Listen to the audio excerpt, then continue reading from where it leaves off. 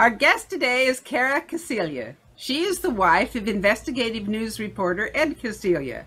Ed is also an author and a very intellectual walking encyclopedia. And his information has been flooding Cara's life for years. Welcome, Cara. Good morning. You followed not only what Ed did, but you've actually pursued a lot of this information yourself. And today we're going to talk about aspects of polygamy. The misconceptions of polygamy due to the media and what they call reality TV. Reality TV is anything but reality TV, as you and I know, especially when it relates to polygamy. Absolutely. Explain to the public why it isn't reality. Well, Sister Wife, let's get right into it. The Browns, their show lets people believe that this is a lifestyle choice that they are making, when in fact it is not a choice for these women. They believe in their faith, they are members of the AUB, and they believe that they must live plural marriage in order to ensure the salvation of their souls after death. So they're coerced into living polygamy or they will lose their soul. Correct. Yes. So it is not what TLC and the public seem to think that it's a lifestyle choice. It's not. These women have been raised and taught to believe that they have to live this in order to move on to the celestial kingdom after death. If a choice is really a choice, it's done without coercion. Correct. And isn't it a basic part of fundamentalist Mormonism that if women do not accept polygamy, literally they will be destroyed? Isn't that a doctrine in the Doctrine and Covenants, section 132? In the DNC, it is stated that plural marriage must be lived in order for salvation, and those that do not follow the DNC will be destroyed. Yes. And isn't it true that in the basic church doctrines that polygamists were taught that Joseph Smith told his own wife, Emma was told that if she did not live polygamy, she would be destroyed? Yes. Joseph Smith stated that if his followers did not lead polygamy and plural marriage, then they would be destroyed. So, but that also comes from a man that was a known con artist too.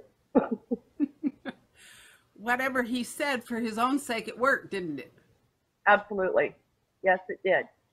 Yep, it worked. And still to this day, the AUB, FLDS, they all still believe that if they don't live it, then they will be destroyed. So that's the lifestyle choice and freedom of choice. Right. They say, well, and because of the underage marriage that takes place, the young girls, the Browns, the Sister Wives, publicly make sure that their children at least get an education and put it out there that it is their children's choice whether or not they lead plural marriage. Well, Cody Brown also does his own little sermons in their living room, and I am quite sure that the parts where he is telling his children that they must live plural marriage or they will be destroyed is cut out or not said on camera. Their children are being used as pawns in their little publicity stunt. Well, as you're aware, I was born and raised in the AUB, where Cody Brown came from. And I was told when I was a child bride that I had a choice. I could either live polygamy or suffer the consequences. That was my choice. Yeah. And the consequences would be that I would be destroyed. To me, I was a kid. To me, it was like holding a gun to my head and saying, are you going to obey or do I pull the trigger? Your choice. Yeah. Oh, it's completely up to you. Absolutely. You know, but, you know, nobody wants to be destroyed.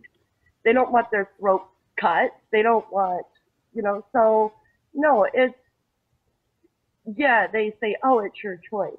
But in reality, that's no choice. You mentioned throat cut. Explain to people how that interplay comes in. Oh, blood atonement? Yes. Well, in the LDS Church, blood atonement is treason against the church, you might say. The only way for a person's soul to reach the celestial kingdom after treason against the church was blood atonement, which means that their throat would be cut and incense would be burned, and their soul would then, the blood, and their soul would reach the celestial kingdom through the smoke from the incense. The blood would ascend, not fall, ascend to heaven like an incense to heaven to save our soul. Up through the smoke, yeah. Yeah, our blood would do that. Yes. A very interesting concept. We believed it.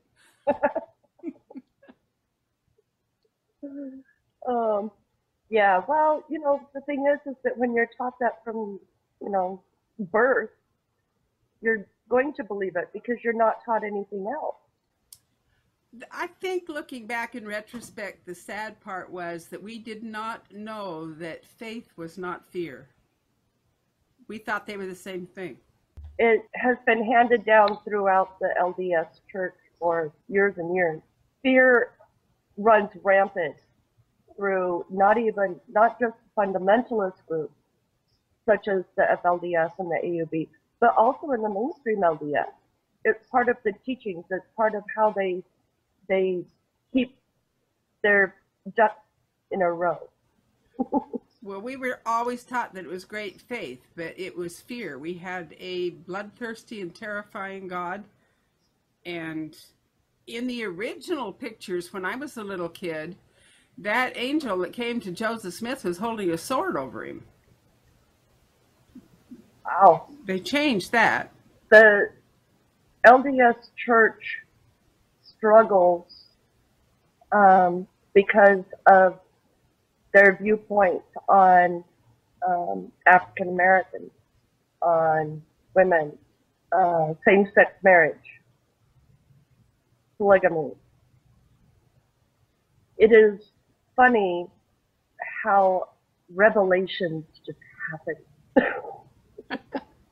Well, from, you know, and previous presidents, I mean, the revelation that polygamy was bad and that no more polygamy in the LDS Church because, and if you're caught, then you will be excommunicated. So that was in the 1890s that they signed the manifesto and abandoned polygamy to become a state. It was a requirement to become a state. Right. Exactly. But it was a revelation by the church. Well, I think it's kind of interesting that it was then incorporated into the Constitution of the state of Utah as illegal, and the Constitution of the United States, it was already illegal, akin to slavery. Correct. Yes. And now we have a simple judge that overturns the Constitution of that state with one decision, no vote. Yeah. Well, that judge is in the pockets many people, we believe. Kind of like along the lines of Shirtlift and Swallow. The Browns ran away to Nevada in the middle of the night. They packed and they left, and because they were supposedly being persecuted, and which in fact, Shirtlift, the Utah Attorney General, had stated on the record that he was not going to prosecute polygamy. That was just a publicity stunt. Oh, absolutely, absolutely. It's such a farce. Now, the latest farce of the Browns is this Cody divorced the first wife, the one that was legally, the only one that was legally married to him. Mary, yes. Yeah. And married Robin, the last wife. So everybody is wondering, you know, is Mary leaving? Where is she going? What's going to happen? You know, she's not going anywhere because she feels she has to be a part of the celestial family in order to, in order for the salvation of her soul. She's not going anywhere. The only reason that they did it, most likely, is because of insurance and tax reasons. Because Cody and Mary's daughter, Mariah, is now beyond the age where she is a tax write-off. So, now, even though the other two wives, Janelle and Christine, have more children, they can claim single parents. They can claim to be single parents and get really good tax breaks for their kids. But Robin has children with her previous marriage. With the Cody and Robin marriage, now Robin they get a higher tax break because of all the kids. Plus, then they can put her children on their family insurance, because then Cody would be the head of household for that group. Right. So it's all about money. Well, of course it is. And I think she's preggers. Of course it's all about money. If you follow the money trail and figure out where they're going to benefit financially, that has been an absolute reality from the very beginning. That's been pointed out before, and a lot of people get angry about that and say, oh, you're just picking on them. No, it's how we were taught as polygamous kids. I was born for the welfare check. My birth certificate is a forgery. All of my mom's kids' birth certificates were forgery. All of them. And the thing is, that was to protect Daddy from any legal responsibility. Right. It's not a mistake.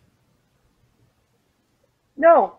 Everything is done for specific reasons and publicity, and it's interesting that TLC leaked this divorce marriage story right before they signed for a sixth season. You know, it's nothing but a farce, and I feel very badly for the women, because they are in a situation to where they really believe that they have to live this life. And so, but now with with Cody marrying Robin, not only can she get a higher tax break, can they get a higher tax break as a couple, but Mary wanted to go back to school, and as a single parent now, she will get higher federal and government grants for schooling. So it works both ways. it works really well so that, you know, Robin and Cody get a higher tax break and Mary gets more money for school from the government. And so, you know, even though they have their homes that I'm sure TLC probably actually owns, in a roundabout kind of way, they can, they're still bleeding the beast in their own way, in kind of they're not on welfare, they're not using state medical, they're not, you know, they're actually surviving on a paycheck from TLC. But Christine and Janelle have 6 children, and they are filing their taxes as single parents. Christine and Janelle. Yes. Yes. But that is a cultural way of life. Even if it isn't welfare, it is getting money from somebody else that you didn't earn. Yes. If you go back into their basic family, you'd be shocked. There's 3 bankruptcies. There's 3 bankruptcies. Yes. Okay? Among the adults that are now in that family. Okay? And that money that was lost was somebody else's. They enjoyed the benefits of it, and according to the laws of our government, which give us an opportunity, if we make a big mistake, to bail out of it and start over. But they used it 3 times. That says something that you don't really want to know. Well, they say that they're not, you know, they don't practice bleeding the beast. They don't believe in that, but they are. Of course, because and they are, and it is part of their faith. It's just they finagle, and it's no different than the FLDS and the way that they finagle, and like the medical bills and things that are paid in Short Creek, in Hilldale and Colorado City. A community of 4,000 going to the doctor many times. Right. Well, the thing is that the doctors and the midwives are FLDS. Right. So therefore, they get that Medicaid money coming right back into their community. The same thing, the Browns are doing the exact same thing as the rest of the AUB and the FLDS. They're just trying to be a little slicker about it. If polygamy were a state of responsibility, if they took DNA testing, if these men had to be financially responsible for their own children, not their wives, not their kids, not the government, not some church, their own children, not bankruptcies through somebody else's money, but if they made the men be financially responsible for their own children, and I mean completely, if they didn't do it, then they could go to work in some work camp where they couldn't get out till the bill was paid. Polygamy would quickly shrink. Polygamy is a form of welfare that is religiously designed, and the 10% and the child labor and the child brides all comes again from bleeding their own people, enslaving their own people in the name of God. If you follow the money trail, it is extremely destructive for our government and for everybody involved in it. Well, that's the reason it's against the law. But they say it's freedom of choice. If we demanded responsibility instead of punishment. But let's think about it for a minute. Where I grew up in the AUB, my family thought responsibility was punishment. They really did. I remember going to family reunion and taking pictures after I escaped from Utah. I hadn't made it clear that I was never coming back, but it was suspected. I actually had family members tell me that I owed everybody at that reunion copies of those pictures because I had left Utah and I was no longer one of them. It was my debt. In other words, it was okay to use anybody. You even owed them because they were living the gospel. And I had one half sister tell me that. She said, "We're living the gospel. You're not. You owe us." That's what we were taught. That's a pretty typical story to come out of that, because it's normal for them to feel like they got shafted if you left. And especially if young girls escape and leave the FLDS, or that they feel shafted because that's one less wife for an old man, and all of her children that she could potentially have.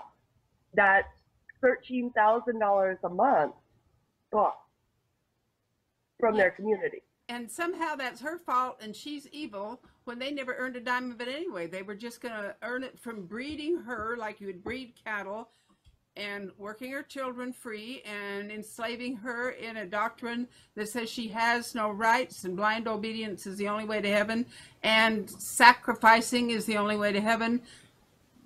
What kind of a life is that? It's not. It's not. But there are people out in the world that all they know are the Browns. People that watch TLC and watch the Sister Wives don't seem to understand that that is not Mormon polygamy. That is a fake show. It's a show. It's scripted. It's not real. And that is not what women go through in the AUB and the FLDS. It is not Mormon polygamy. Unfortunately, with the millions of viewers that are out there that really believe that that's what they're seeing, it takes a long time to inform them and teach them and answer questions truthfully. There are times on Sundays when the Sister Wife is on, and my Twitter and Facebook just explodes. I mean, it just explodes. And because I'm informing people, no, that's not right. That's fake, that's scripted, that is not Mormon. Right. And then, so I share like our Pligs Facebook page. I share information about Ed's book, Pligs. I share information, real, truthful information. And there are a few people that have actually finally come back and seen the light. I actually had a woman arguing with me on Twitter the other day that polygamy isn't illegal. But it is. It's not illegal to get drunk. It's only illegal if it causes a problem. It doesn't mean getting drunk is good for you. That's right.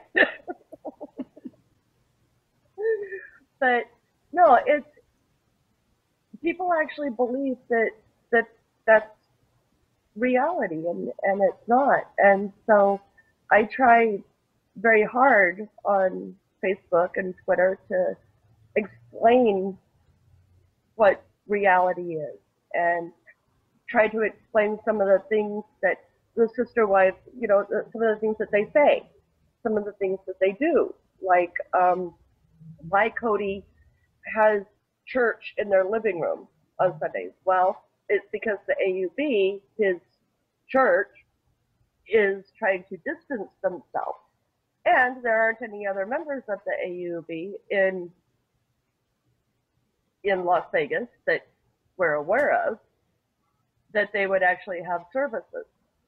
So, and, to tell people that the clips that you see of the services that he does, that's not all. I mean, there's a lot more to it than that. But it took them a long time to actually finally come out and say that they lead polygamy because of their faith. I mean, for the first 2 seasons, they were bound and determined that they were going to tell everybody that it was simply a lifestyle choice, that they did it just because they like it. And that's not true. And on Twitter, I would poke them and poke at them and tweet them and say, you're lying to people. You are lying to people. This is not a lifestyle choice. When are you going to finally come out and say that you lead polygamy because of your faith? The end of the second season, they finally admitted that they lead polygamy because of their faith. The really, really sad thing about it is that they are pretending because they have to. I know that we were taught that if we were negative, if we showed any negative feelings, if we weren't absolutely delighted with our husband bedding another woman, that we were immoral. Not him, we were immoral. That we were evil if we had any negative feelings about it at all. So these girls have really done a magnificent job, but still their eyes betray them. If you watch that show, you see the pain. Oh, absolutely. We're human beings. It's our nature to be jealous. It's our nature to have feelings of betrayal. You can see it in their eyes. You can see it. You can tell. The little eye rolls, the sadness. Well, there was one show I remember where Cody takes Mary out to eat, and she talks about, how would you feel if I had someone else? And he says, oh, it would be so against nature.